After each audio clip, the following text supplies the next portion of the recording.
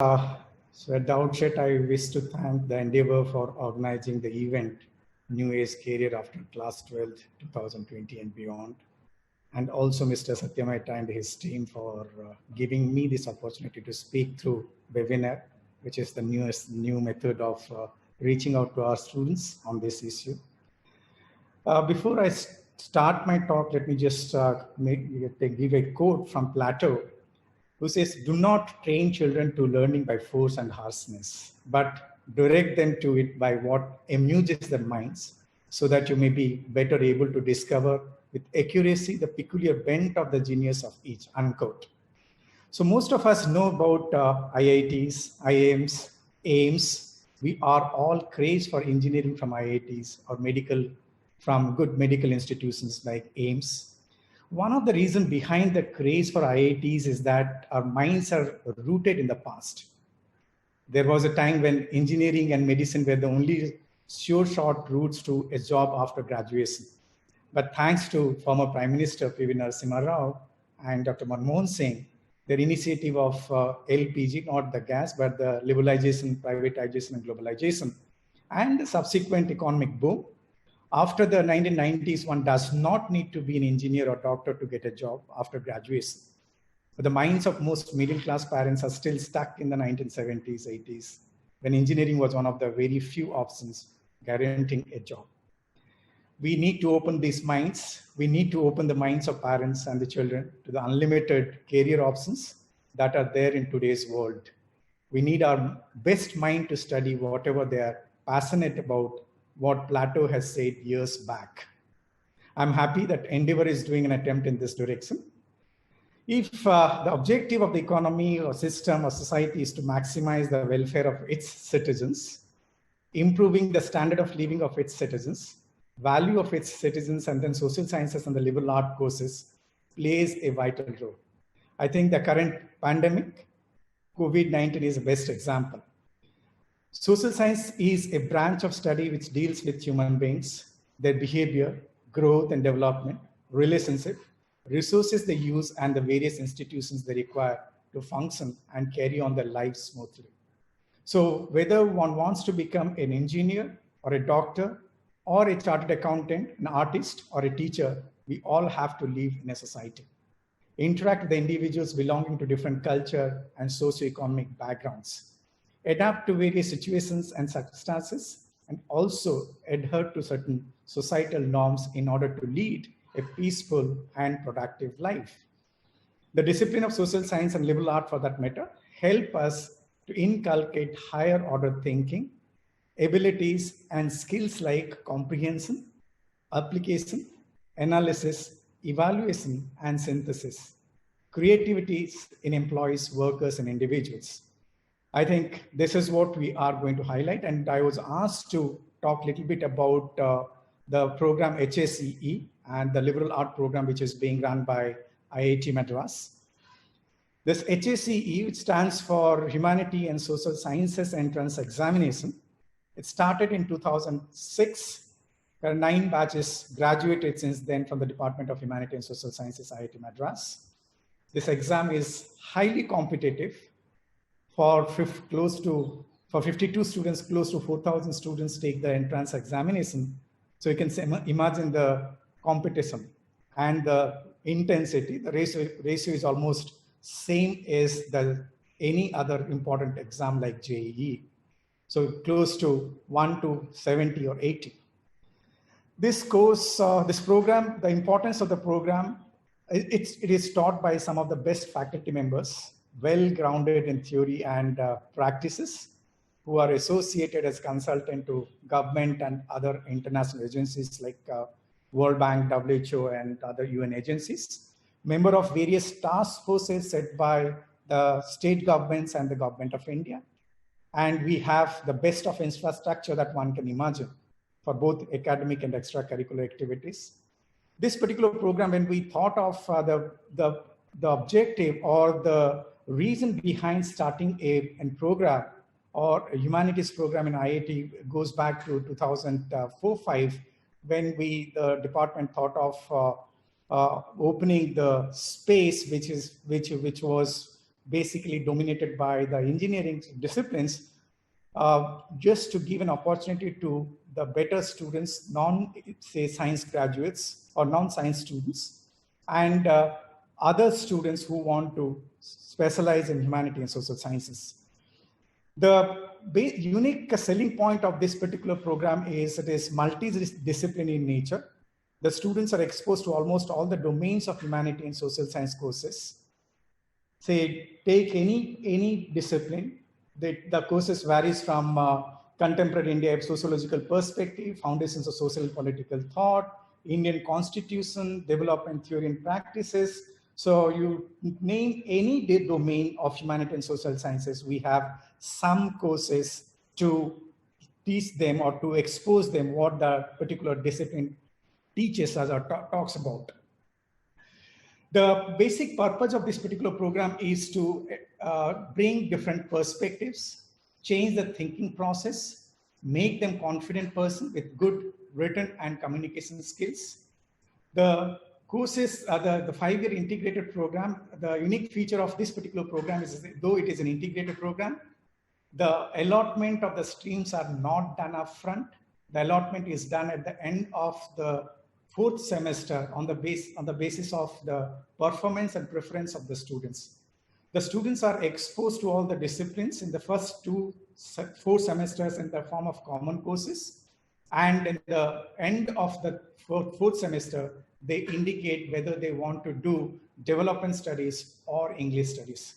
Currently, we are offering 2 branches, Masters of Art in Development Studies and Master of Arts in English Studies.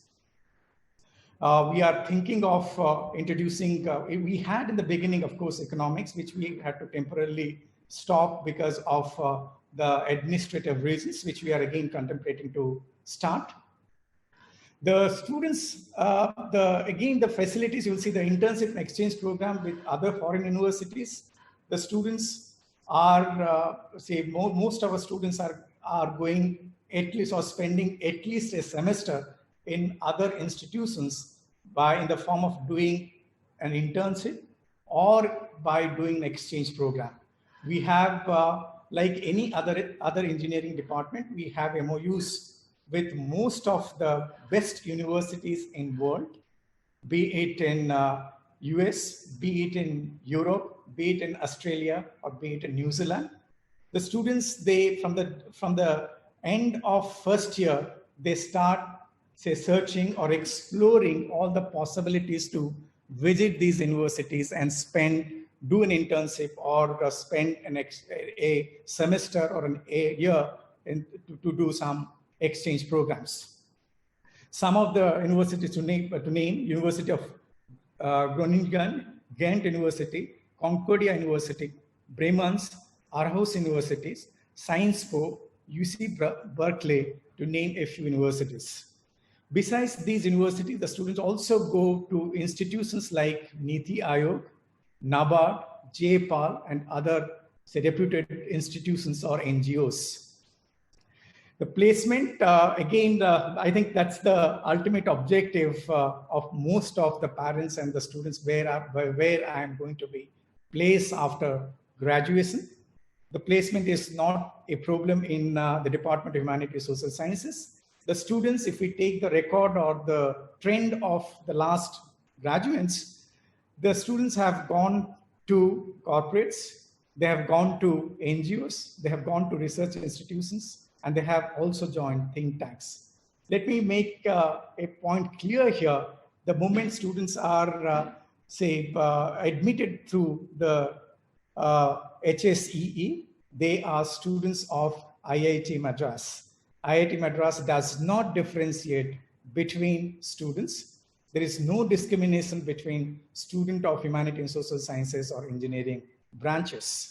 They are treated equally at par, be it academic activities or be it extracurricular or co-curricular activities. So therefore, the students are also given equal opportunities as far as the placements are concerned. We have centralized placement cell, which makes effort to place all the students. So we have not only the central placement facilities, but also at the department, we make our own effort to bring invite companies to place our students. But our students, they have competed along with the engineering students, and they also get placed like engineering students in organizations like JP Morgan, PwC, McKinsey, TCS, Ola, Dalberg, Joho, any the company that comes to the institute, the students are eligible or entitled to appear for those placements. The students also have gone to different research institutions like JPAL and think tanks.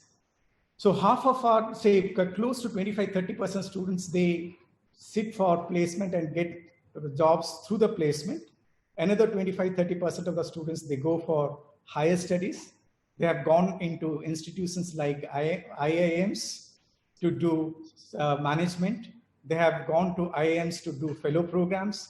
They have gone to master's program and PhDs in universities, foreign universities in US and Europe.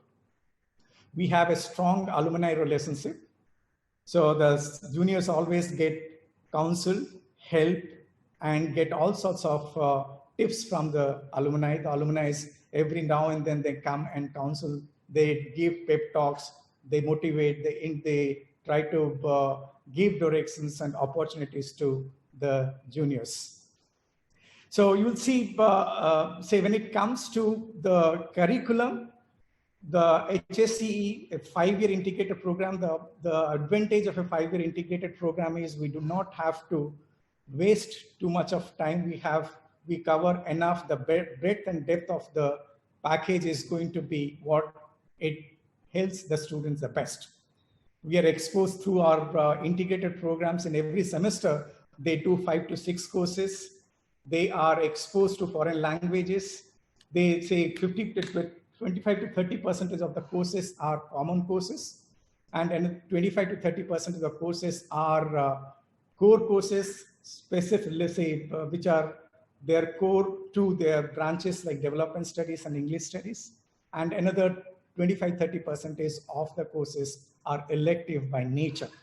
So when we say elective by nature, the students of department can do courses which are offered by the Department of Humanities Social Sciences, or they can go and do courses from other departments like management studies or management or biotechnology or civil engineering. There is no bar. So students have gone and completed programs and courses from other departments as well.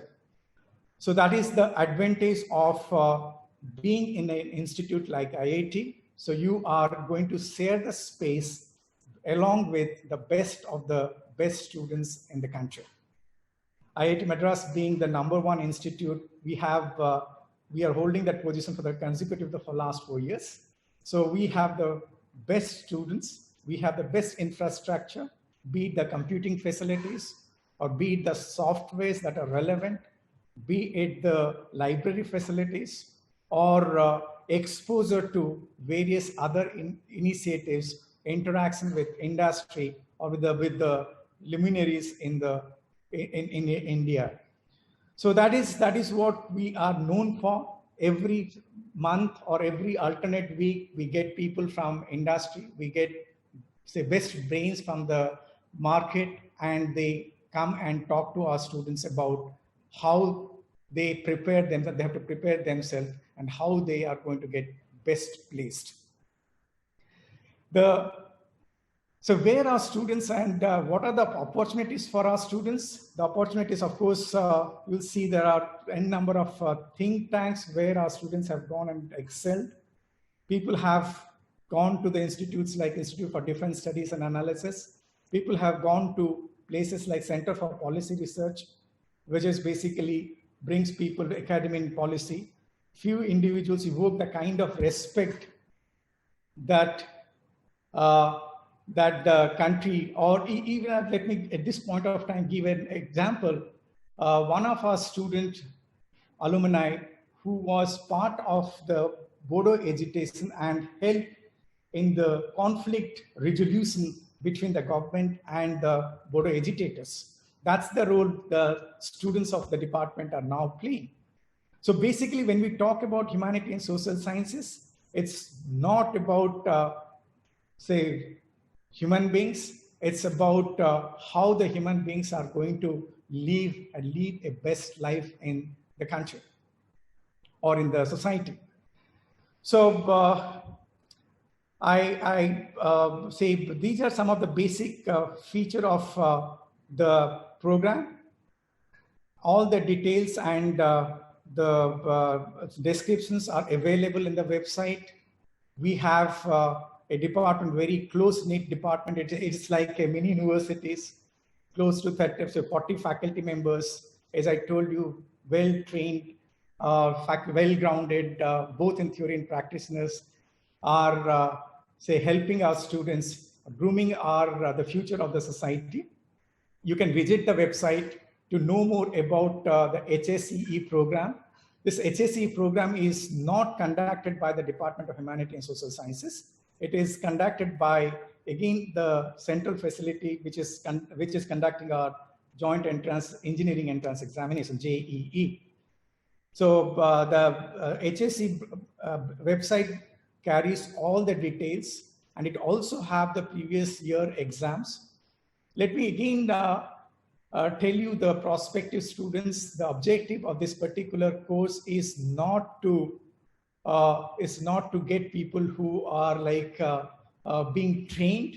We want open mind, students with open mind, and we don't want those who are being trained by the coaching centers. You don't need any coaching for preparing this particular exam. Any student who read the NCERT books and those who have the creativity imaginary, they will easily be able to crack this particular exam. So all the previous year question papers are available in the website. The modules are available in the website, and all other details are also available in the department website and the HSE website.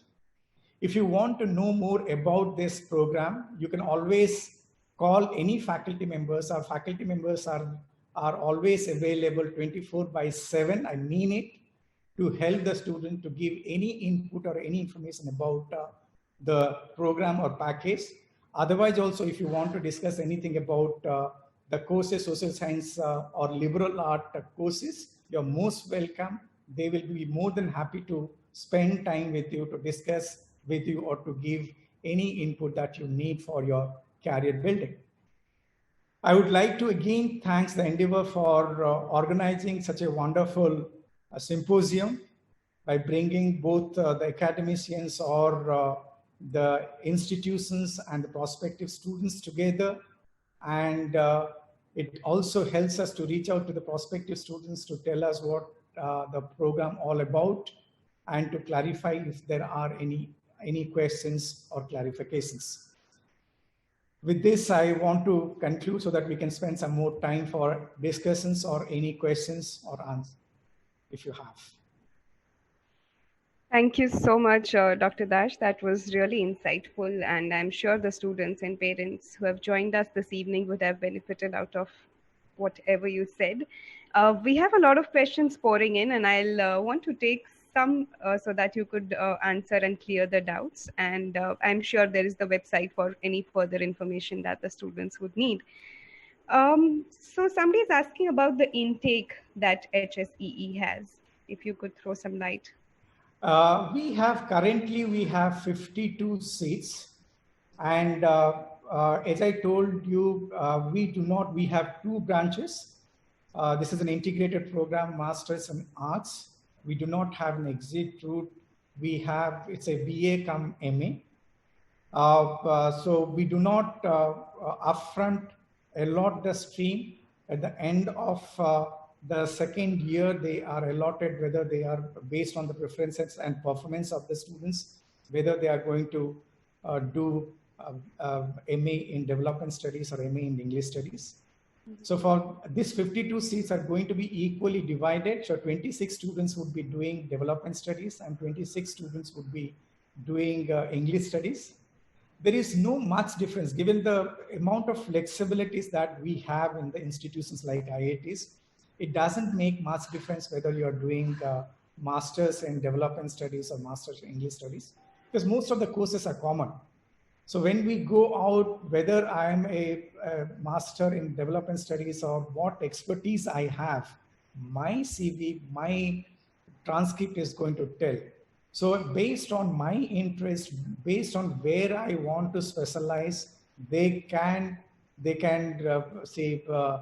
plan their courses, they can plan their programs in such a manner that at the end of the 5 years they can graduate with what they want. They can aspire to be an academician, or they can aspire to become a civil servant. Let me tell you here, one thing again, this program, when we conceptualized, our main objective was to prepare students for the civil services. Even in the first couple of years, a lot of students, they cracked the exam, but of late, the trend is to go, most of the students are going for higher studies.